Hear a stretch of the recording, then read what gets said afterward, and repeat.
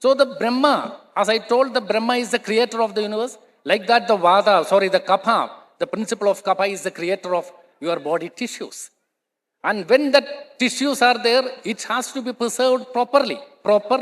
So the Vishnu aspect should be there.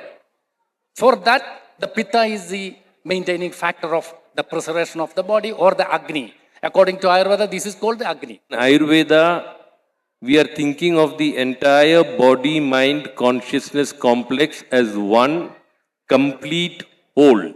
So it is not the disease that Ayurveda attempts, but the person with the disease is treated. And that is the beauty of Ayurveda. It is based on Dusham, Desham, Balam, Kalam, Analam, Prakriti, Vaya, Sattvam, Satmyam, Tata, Aharam. All these factors have to be taken into consideration before attempting to treat a person.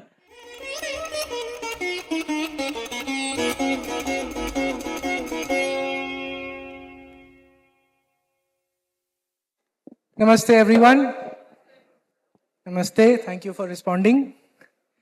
I have three very prominent Vaidyas, all working in Tamil Nadu, Kerala, practicing Ayurveda physicians. Dr. Ramkumar here runs one of the most beautiful hospital that at least I have experienced. This is called Vaidya Gramme in Coimbatore. Dr. Krishnakumar is an Ayurveda physician and a professor in an Ayurveda college in Kerala. Dr. Vinodkumar here is a senior scientist Ayurveda with the Government of India and a practicing physician. We are here to talk about decolonizing Ayurveda. What does colonized Ayurveda look like, and what does decolonizing mean? Another word that we have is deallopathizing Ayurveda, and this is the conversation we will have as we go along in this conversation. So, I will start with talking about what Wikipedia says about Ayurveda. Ayurveda is an alternative medicine system with historical roots in the Indian subcontinent. It is heavily practiced through India and Nepal, where as much as 80% of the population report using Ayurveda. The theory and practice of Ayurveda is pseudo-scientific, which means it is not science, is what Wikipedia says. And toxic metals such as lead are used as ingredients in many Ayurvedic medicines. So they said the same thing about yoga, if you go back 30 years, 40 years, that it is pseudoscience, it is magic, and all the nonsense that they used to say about yoga. Now it is a globally accepted phenomenon, and there are 150 million or more practitioners of yoga globally. So, Dr. Ramkumar, if you may first react. Okay. Dr. Vinodkumar. As he started off with Ayurveda, it's very important to understand what is colonization. We had the effect of at least the past 200 years before independence, how the British, treated us. So colonization is happening even after post-independence in the Shastras like yoga, Ayurveda, and other Indians as well. So where do we stand? And is it not high time that we reacted to, we prepared ourselves rather than having inferiority complex of having studied or learned and difficult to practice Ayurveda systems, particularly Ayurveda? Why? Is it not because of that colonized mind that we have? That is the question that we are trying to address. As he rightly said, Rahulji said, pseudo-medicine, pseudoscience. You Google it, Wikipedia, you can see that. Anybody, if in a country, they will Google if they don't know about a particular word or subject. They Google Ayurveda and they immediately see Ayurveda is a pseudoscience. Do you feel that Ayurveda is a pseudoscience? How many people here use Ayurveda in your day-to-day lives? Raise your hands. In your day-to-day lives. That's at least 50-60% of the people. So it is not pseudoscience, right? Do you feel it's pseudoscience? Not at all. And then they call it as an alternative medicine. See, what is alternative? Alternative to what? A system of medicine which was there for thousands of years, not only 5,000, thousands of years which has been practiced. How can it be alternative to something new? It has been practiced for time immemorial and it is still being practiced. It is not in the museum. So it is not alternative to something, but it is the mainstream. We are a developed country in terms of knowledge, wisdom that we still have. We are a developed country. Similarly, you have to feel that yoga, as he rightly said, yoga also, once upon a time, was felt as just asanas, some exercises and things like that. Now with such conferences, we have started talking about Ashtanga Yoga, all those other aspects of yoga, and it is coming up. So this is what we have to see, that how Ayurveda, how to decolonize the Ayurveda tenets. With this, I am stopping for now. Thank you. Dr. Krishnakumar, if you may react to the same point about pseudoscientific and what you feel about this. Opening remarks. Very, very simple. It is very simple. I am not living with science. My living is being analyzed by some sciences. So I am not following a particular science. So my science is, or my soul is following the nature. I am sleeping. I am getting up in the early morning. And that is a science which the Ayurveda is telling. So when you are telling or coining that a scientific living, even the Einstein was not living in a scientific way. You just, the meta, you asked the question to the meta and I asked also, and it is not possible to live scientifically. The living is being analyzed by the science. Then the yoga and the Ayurveda, even the Siddha and Unani, everything is analyzing your life, and according to the universal rhythm, the harmony, you are living. It is not the science which is controlling us. The living is being controlled. The prana is being controlled by some other factor is not correct. According to Bhagavad Gita, it is not possible to control the soul and the Atma. Because the soul is living. Or the highest crux of the life or the life form is the soul or the prana. So the prana is living in such a way with the harmony with the life.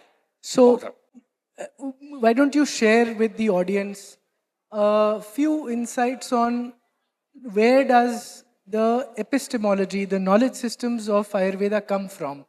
Where do Vata, Pitta, Kapha, which are much ridiculed by, how many of you know here of a person called Liver Doc who abuses Ayurveda? Thank you. So some hands went up. So there is a lot of maligning of Ayurveda, saying that this is, like we said, pseudoscience, that there is Vat, Pit, Kaph, which is elementary, which is, very childish systems. And they compare with a different knowledge system of modern medicine, which looks at the body as a biochemical being. But what is the Ayurvedic view of who we are, of creation, of life? If you can give a little bit of... So in Vedas and in Upanishads and even the Indian Shastras, it is explained, or they are accepting this, our Acharyas were accepting the Brahma, Vishnu and Maheshwara of the universal triads. So the Brahma is the creator, and the Vishnu who is preserving the whole universe, and the Shiva is the destructor, he is doing that dissolution. So in same way, every Indian science has these three aspects. For example, in yoga, when you are talking of the Ida, Pingala and Sushumna, the Ida is the creative force of the universe, or representing the creative force of the universe, and the Pingala is the destructive force of the universe. And when the Ida and Pingala are so harmonious, the Sushumna will be opening at the level of the Muladhara, and you are attaining, one day you are attaining the highest level or the peak of your life, that is the moksham or samadhi. So in Ayurveda, the same thing is explained with Vata, Pitta and Kapha. And if you want to explain in some other science, Tarasthai, Madhyasthai and Mantrasthai of the Sangeeta Shastra, the same thing. Because the universal triad is present in every Indian science. So when you are talking of Ayurveda, you have to talk of yoga. When you are talking the yoga in right way, then you have to talk the right Sangeeta Shastra. So that is the way the Ayurveda is, or the Indian science is focusing on every science, every Indian science, Bharatiya Shastras. So the Brahma, as I told, the Brahma is the creator of the universe. Like that, the Kapha, the principle of Kapha is the creator of your body tissues. And when the tissues are there, it has to be preserved properly. So the Vishnu aspect should be there. For that, the Pitta is the maintaining factor of the preservation of the body, or the Agni. According to Ayurveda, this is called the Agni. According to Yoga Shastra, this is the Kundalini Agni. So can Ayurveda be separated from Shastra? No Bharatiya Shastra can be separated, because it is told very nicely, it is explained in Sushruta Samhita. You may be knowing the Sushruta. Ekam Shastram Adhyano na Vidyal Shastra Nischayam Tasmal Samlagna Shastreshu Tarka Buddhya Avagrahyadam. If you know one science, you are not the master. If you want to be a master of any Indian science, any Bharatiya Shastras, you have to know other Indian science also. Then only you can be the master. Otherwise, you can be a scientist. And if you are just learning yoga, you are a yogi teacher or a yoga man, that is true. But if you want to become the master of that Yoga Shastra, you have to go through some other Indian Bharatiya Shastras, even the Vedas should be, and the Vedangas should be. Then only you can be at that crux, that is the Para Tattva.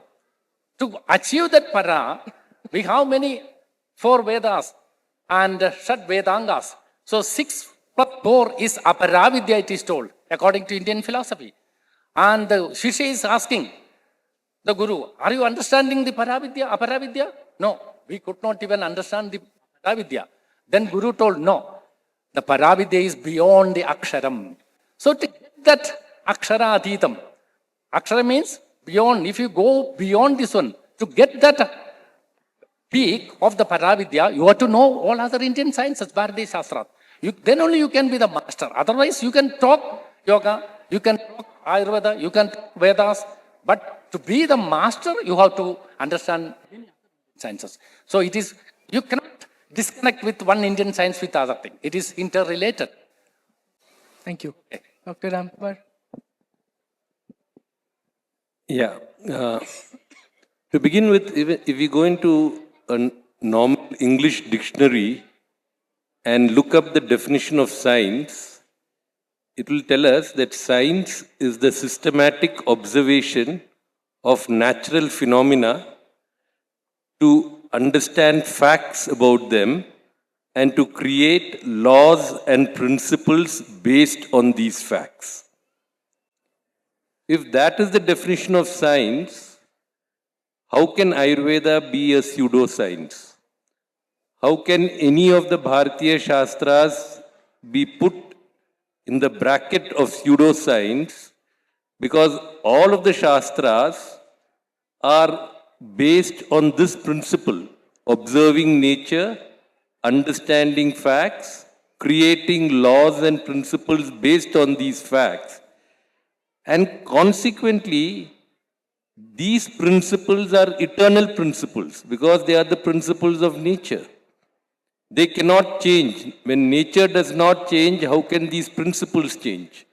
The practices may change, but the principles, the foundations, the laws can never change. That is the strength of Ayurveda, Yoga, and all Bharatiya Shastras. So, anybody who has studied Ayurveda will never call it a pseudoscience. If one has not studied Ayurveda, how is one qualified to comment on Ayurveda as a pseudoscience? Because they look at their framework of what is science and apply it to us. That happens in education, that happens in Ayurveda, happens in yoga, happens everywhere, right? And that when we fall into that trap of looking at our systems from the Western lens, that is called the colonized mind.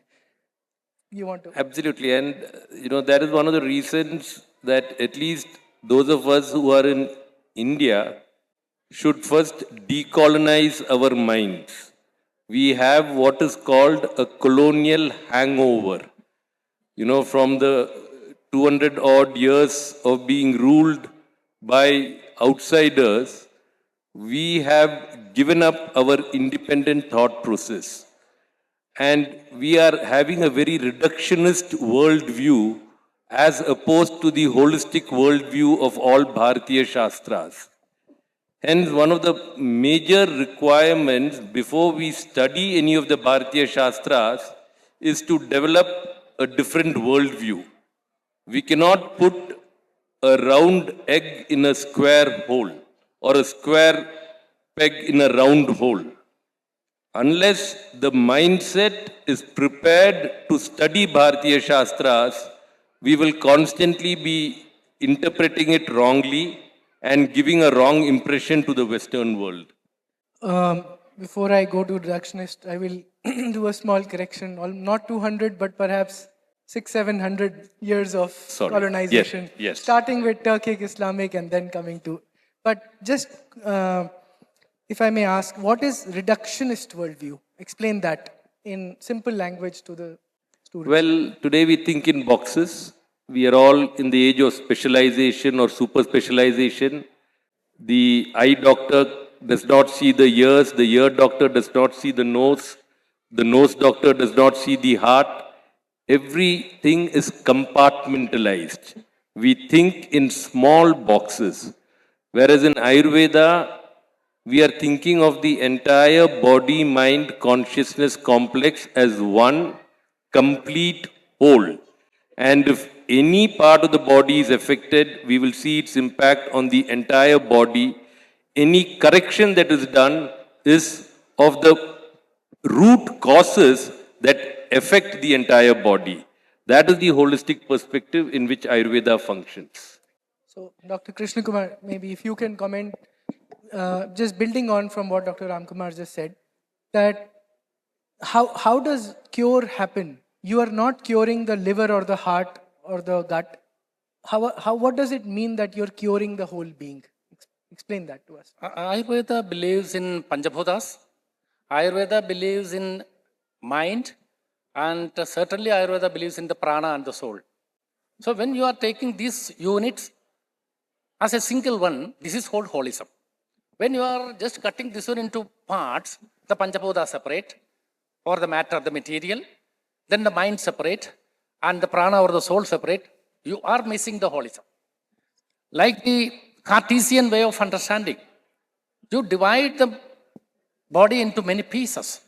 The heart, the mind, the brain, and everything, you are dividing into many pieces and trying to study it, trying to conquer it. But that is not possible there. And now they are coming to quantum physics because they know that even the physics, they are going beyond the particle or beyond the matter. So then what about the soul and the prana of your body? So even the physics is going beyond the matter. That is why they are trying to create the collision and to create by energy, the matter is created. They are trying to. So I'll insert here. How many here, at least the students, know the scientific worldview that matter and wave are two sides of the same coin? That wave becomes matter, matter is nothing but wave. Very few hands. But that is the modern emerging scientific worldview which is mainstream. That all that you see in the world is nothing but energy. Sir, please continue. So that is the experiment. They are doing it now in physics even. So just imagine that 5,000 years or 6,000 years, our seers, our acharyas were doing this one very fantastically. Our development in Ayurveda is not horizontal, it is vertical, we can say. The horizontal development is unholistic always because they are trying to cut into many pieces the same matter. And in India, from the yama, niyama, asana, pranayama, pratyahara, dharana and samadhi, you want to develop vertically because the Panchabhuta has to metamorphose to the mind, that also to the Rajasic mind, then to the Sattvic mind. And finally, that Sattvic mind will reach the Samadhi. So that is the vertical type of development in India, in Bharatiya Shastra. The other one is just dividing the particles, dividing the matter into many pieces. Subatomic molecules, atoms and subatomic particles. So they are telling that this is development. Actually, the development is from the lower aspect, from the yama to the samadhi. That we are missing. And we are talking that this is pseudoscience. What nonsense this is? This is happening. In India, this is happening. Just imagine, in India, this is happening. In Bharata, this is happening. And we are talking always the holistic Indian sciences. Very sorry to say. Thank you. Dr. Vinodkumar, can yoga and Ayurveda be secularized without Shastra? Your comments. First of all, there is no secularism in this. It has always been secular in that way. That it has been, as they were correctly saying, we don't deal with only the physical existence, but also the psychological, or what you call mental, as well as the spiritual. That is Sharira, Mana, and Atma.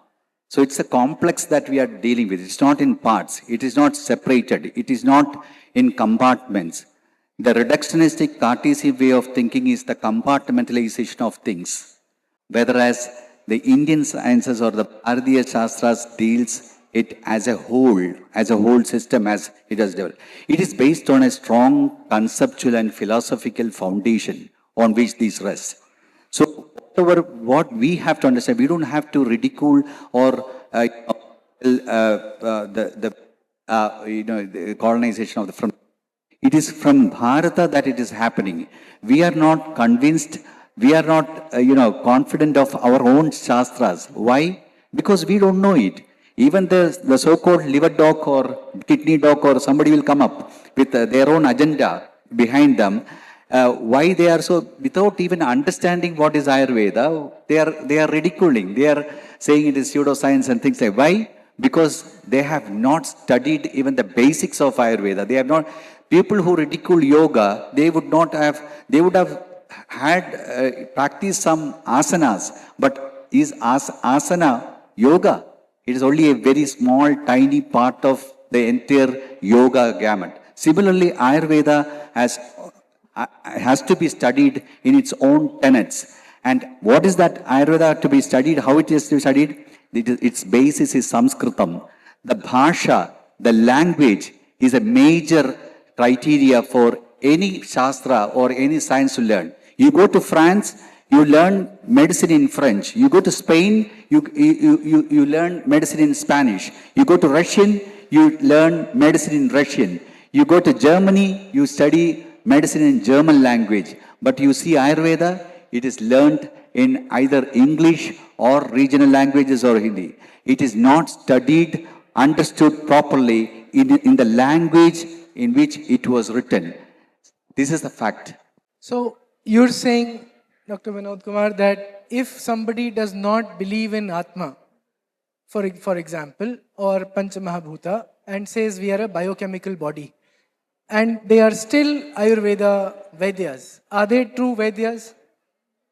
Are they? Are they Vaidyas? Are they allowed? Should they be practicing? No, not at all. That is why a Vaidya is called prana-based. That the person who protects the prana. So if you don't understand the prana, that Vaidya cannot be called as a prana-based. That Vaidya is not a Vaidya. So that has to be, so every Ayurveda physician, this is where we are coming to. We are in Bangalore. I would like to know if the Ayurveda people who are sitting here, how many of the Ayurveda people who have graduated from these colleges are practicing Ayurveda? What you study, you should practice. It should not be a shortcut to practice allopathy. No way. And the government should not be promoting a system in which that person has not studied. If you have gone for Ayurveda, you study Ayurveda, you practice Ayurveda. Learn and to practice Ayurveda if you have studied that. So without a license to practice, that other person can only be called as a quack. This is a fact. For example, an Ayurveda person should study the science, a Shastra as a whole, from the roots. As I said before, from the Bhasha. Bhasha should be understood, no doubt about that. Sanskritam, without Sanskritam, you cannot understand Ayurveda. Without understanding Sanskritam, you cannot, without knowing Tamil language, you cannot practice Siddha Vaidya. Without knowing Urdu, you cannot any medicine. It is as simple as that. Dr. Krishnakumar, react. Why is Sanskritam so important in studying Ayurveda? Why is Sanskrit so important for studying Ayurveda? So we used to, why that name Sanskritam? Because the other one is Prakritam, just imagine. The Sanskritam means from the lower aspect, from the root, you are become the fruit. That is simply Sanskritam. And you don't contradict with the root. The fruit won't contradict with the root. The root also won't contradict with the fruit because it is one and same. Like that, the Prakritam is there, we are accepting it. The Panchabodha is right, it is Prakritam. When the Panchabodha is being collected by the root, then the fruit is happening. And the Panchabodha has nothing to do with this one, it is not contradictory. Like that, the Samskara should be there as the peak, then only you can have the right wisdom. The first one is the Vidya, just the information. And then comes the Vitarkam, just mental or logical analyzing. So that should be at the level of the mind. Then finally you are getting the Vijnanam. The Vijnanam is nothing but the wisdom. It is not logical actually. The logical is the first. That at the level of the Panchabodha. So the Yama, Niyama, Asana may be logical. But when you are going, then you can feel that the mind, mental principles are coming. Yama, Niyama, Asana, Pranayama, Pratyahara, Dharana. And Dhyanam and Samadhi, you cannot even explain. Just imagine, like that, the Vidya, this is by Charaka, this quotation is from Charaka Samhita, the father of medicine. Vidya, that is the information, then Vitarkam, the analyzing, then comes the Vijnanam. At that Vijnanam, to get that Vijnanam, the Vijnanam of the Sanskritam is very important in Ayurveda, very, very important. Not only in Ayurveda, every Indian science, Bharatiya Shastra should, or the people, or the scientist, or the Acharya who is practicing the Indian sciences should know the Sanskritam. Then only you can get the Samskrita knowledge, or the Vijnanam, or the wisdom. Otherwise, it will be Prakritam. Very sorry to say. Okay. So, and maybe Dr. Ramkumar, if you could comment on, there is a lot of, and we were talking to one student just a little while back, that in the whole college, Ayurveda college, there is only one student interested in Shuddha Ayurveda, in classical Ayurveda. The rest are basically trying for NEET to become MBBS in the second year, third year. When nobody is making it to become an MBBS doctor, they come to Ayurveda. You want to comment on? Well, this again goes back to the concept that today we are all an output of a reductionist thought process. We have been brainwashed from a very early age in an alien language, in concepts that are alien to the Bharatiya Shastras. And hence, it is very difficult for most people to understand these concepts, let alone apply them in their own lives and then apply them on others. The texts very clearly say this. Charaka will tell us, the way this knowledge system was created was in a very clear state of mind. Rajas tamobhyam nirmukta tapo jnana balenacha. Where there was only sattva, it is in that state of mind that this knowledge system was seen. And hence it is absolutely true for all time. And hence the teachers tell us, there will come a time and age when people will not believe Ayurveda so easily. And so they will say, idam agama siddhatval pratyaksha phaladarshanat mantravat samprayoktavyam na mimamsyam kadachana. This knowledge is time-tested. Use it as a mantra. Perhaps the limited thought process in the Kali Yuga will not enable us to grasp the principles completely. It does not matter. Apply it, you will surely see the result. Teachers thousands of years back have written this. But unfortunately, teachers of today are not able to give this kind of confidence to their students. And consequently, the students go in a different direction. So, I want to now move to the topic of, I came across a study, a paper in academia.edu or some other research publication platforms, which said bridging Ayurveda with evidence-based scientific approaches in medicine. What is this evidence-based scientific approaches? Well, this is again a Western concept. We in the Ayurveda community like to say, let us not talk about evidence-based medicine. Let us instead say Ayurveda-based evidence. Because if we decide that only Western scientific parameters can be used to study any system, we are being very unfair. We are excluding other thought processes.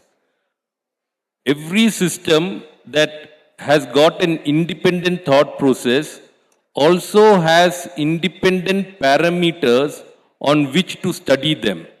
You cannot judge or study one system using the parameters of another system.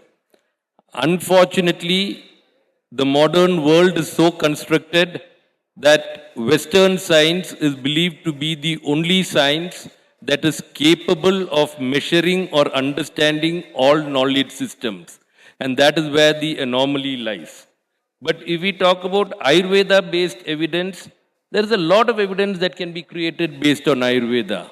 And like I said earlier, if Ayurveda has survived thousands of years and has worked for the people, what better evidence do we need that this actually works? Thank you. Wonderful.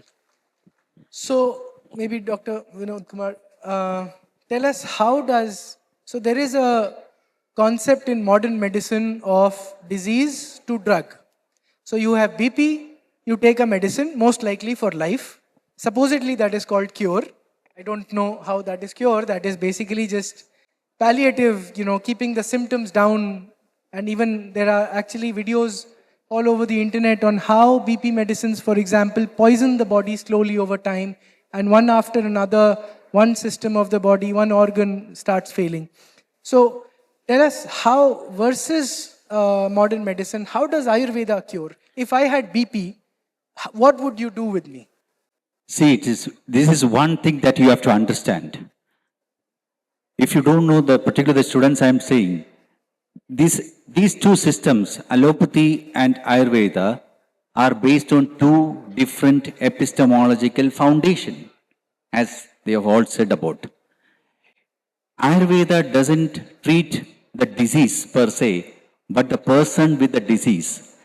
Him or he, we are four people sitting here. Are we the same? Do we think the same? Is our digestion system the same? Digestive fire the same? Do we have the different parameters that we have to assess to understand what particular disease that person has? So it is not the disease that Ayurveda attempts, but the person with the disease is treated. And that is the beauty of Ayurveda. It is based on Dusham, Desham, Balam, Kalam, Analam, Prakriti, Vaya, Sattvam, Satvyam, Tata, Aharam. All these factors have to be taken into consideration before attempting to treat a person. Then Darsana, Sparsana, Prasnahi and all those things. So based on all these parameters, one attempts, a physician treats a person. My counter question to that is, this system, Ayurveda system, is said to have originated thousands of years back. Come on. Was blood pressure there thousands of years back? It was not there. So, like the latest COVID-19 that you had seen, COVID-19 was a disease which was treated even by Ayurveda properly. And how it was attempted, it was not the, see, if four of us got COVID, each one had presented their symptoms in different ways. So it was the symptoms which were also attempted at and treated. A person with COVID may have cough, the other person may have fever, the other person may have a digestive dysfunction or toxin. So all these conditions, though it is called in the same name, we are treating it separately. So that is why this system is eternal. This will last as long as nature exists, the Prakriti exists in the world, no doubt about that. One more thing I would like to add, Rahulji.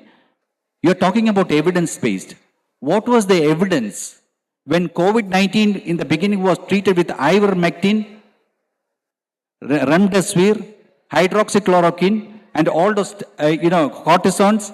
What was the evidence that they treated with the COVID patients with? Where was the evidence? So when it comes to Ayurveda, then they talk about, they want evidence. Come on, I'm asking a counter question, Rahulji. Like, if you have a mental disease, if you have a psychological disease, how do you get the evidence of treating and curing a mental disease or a mental condition? Modern science has reached, or Western science is still trying to understand what is mind. We have gone beyond the mind. Our ancestors did not stay at the level of mind.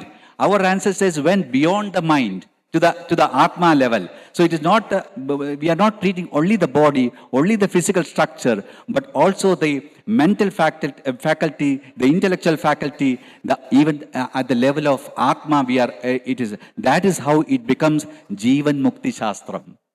Thank you. Dr. Ramkumar, COVID, we talked about. Dr. Vinodkumar said if we all had COVID, how would you go about treating people differently? One medicine curing lungs, or what would you do? If you can. Well, a simple example of, first we have to understand the difference between herbal and Ayurveda.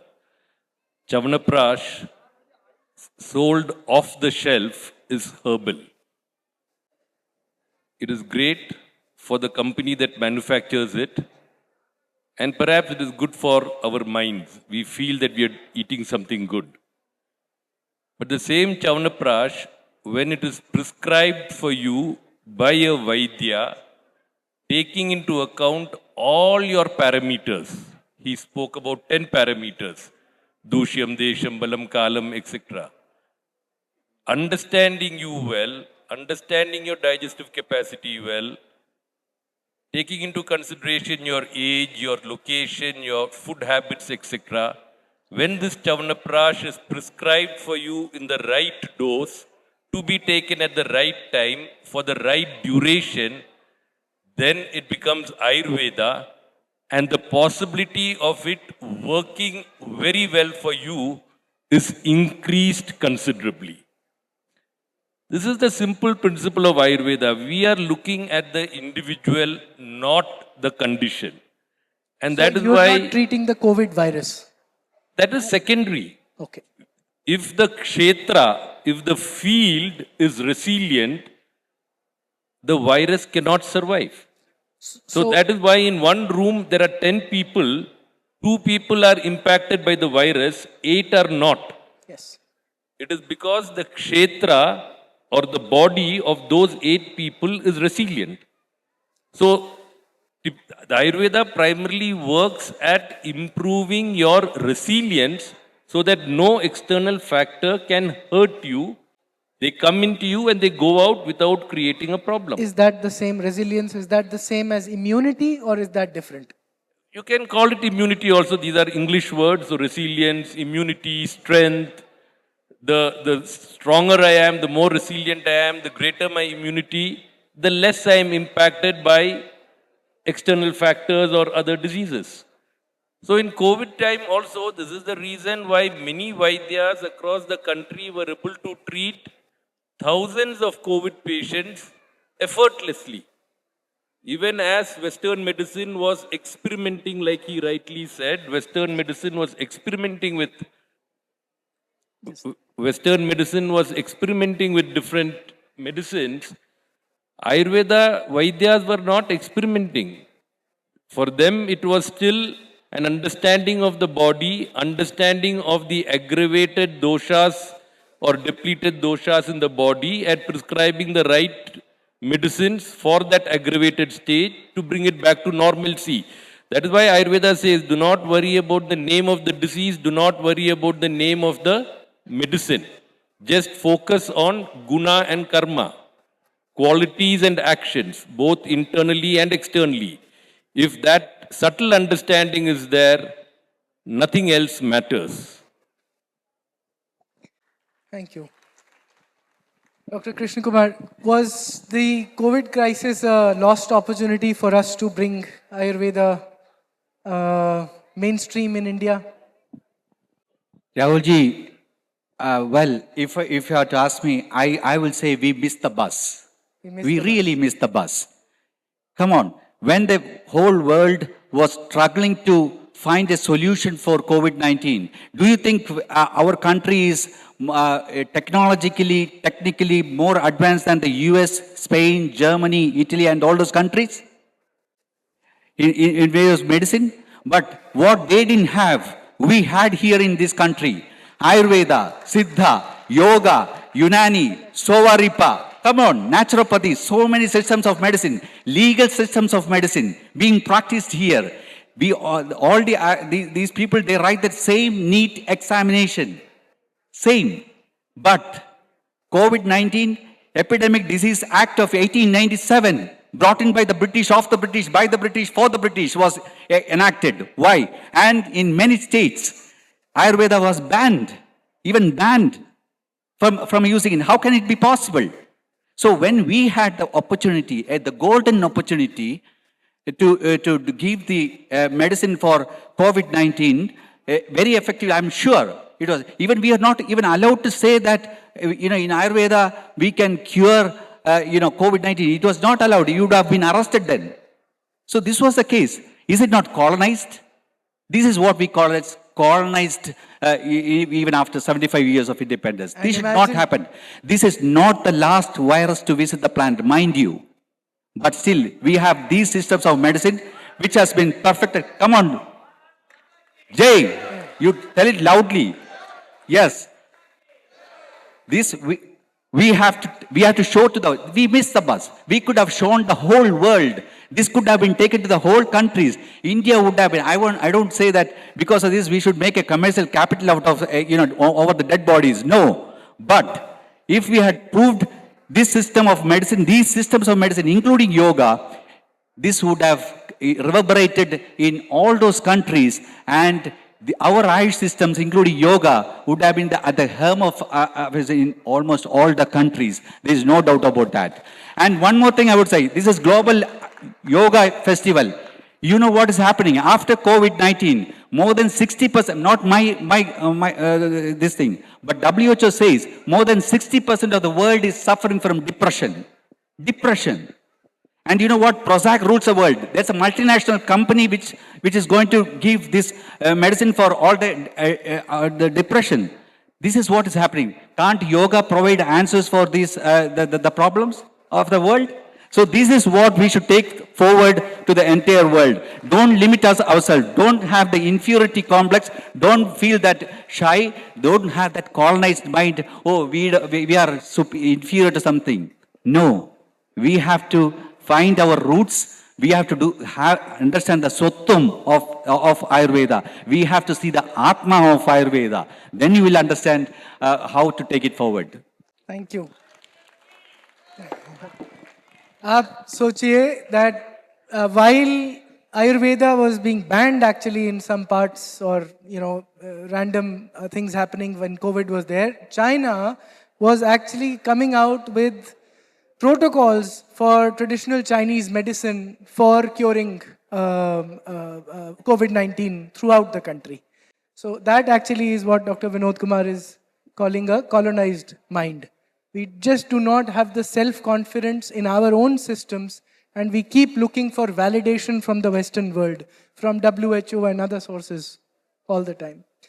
Dr. Krishnakumar, Dr. Ramkumar just mentioned Chavanprash example. It's herbal if you take it off the shelf. If prescribed by a Vaidya, then it's medicine for curing the being.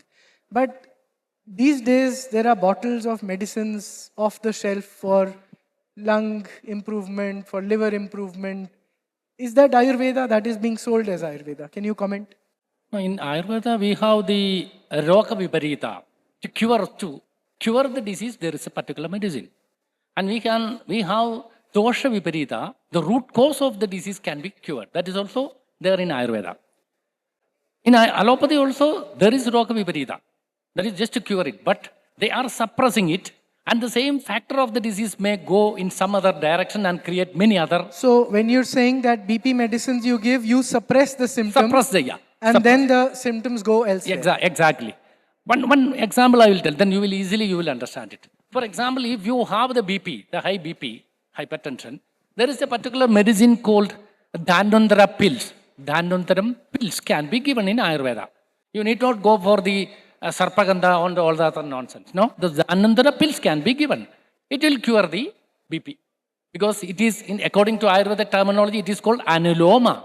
Just by the anulomatum, that means the pranayama, you know that. Breathing out is pratiloma and breathing in is anuloma. So when the breathing in is perfect, you are calm, Like that, when you are doing this Dhanandara pills, the anulomatam happens and the BP comes down. And the same pills, the same Dhanandara pills can be given for the hypertension. In the low BP, if a patient is having low BP, the same Ayurvedic pill Dhanandara can be given. Why? Because the cure is at the level of prana. The prana is monitored by the Dhanandara pills, not the matter, not the content of the molecules of the Dhanandara, because the Dhanandara is creating a particular karma in the body. A karma in the body. So this is very important in Ayurveda. So we are not suppressing that BP. We are caring the prana, and the prana is curing that particular symptom. Prana is curing this. I am not curing. Your prana is, I am just making your prana to cure with some medicine. And even some water molecule can be, or water. I can do the dhara with the plain H2O, water. I can cure the schizophrenia. But I have to identify that patient, Purusham, Vishya. Each patient is different, and without any medicine, the H2O can be, or the water can be used as dhara, not tailam, nothing. So this is Ayurveda. We are missing that Ayurveda. That is the holism we are talking, not practicing the right Ayurveda. Thank you. Thank you. Dr. Ramkumar, concluding remarks. Of course, these Vaidyas are getting together and we are forming a foundation for promotion of Shuddha Ayurveda so that the right Ayurveda can spread, the message can spread across the country and the world. Just concluding remarks on your point about okay to explore and understand traditional Ayurveda using Western medicines of knowledge, but that cannot be the basis of rejection of it. So just concluding remarks on what do you mean by that? Every one of us have a different way of understanding this universe. That is absolutely fine. Each of us can create our own understanding, our own perspective. There is no problem. But my understanding cannot be a validation of a knowledge system that has been in existence for time immemorial. My understanding cannot validate yoga, my understanding cannot validate Ayurveda or any of these shastras that have been conceptualized in a very different state of mind, which was full of sattva. So, I believe it is fine for each of us to develop our own understanding for our own use. But I cannot trust that understanding on the larger community and use it to validate or negate a shastra that has been practiced for many thousands of years. That is all that I am saying. Thank you, Dr. Ramkumar. We need to hear from you a little bit about why you are in Ayurveda and... I am I have come to Ayurveda through personal experience with the association with Dr. Ramkumar. 30-year-old pains, which you treated with some medicine, then it caused more problems in the body, then you just learn to live with the pain. I learned that you must learn to endure what you cannot cure, but you must not endure what you can cure. And that is the only answer to cure of disease and prevention of disease is Ayurveda. That has been my personal experience.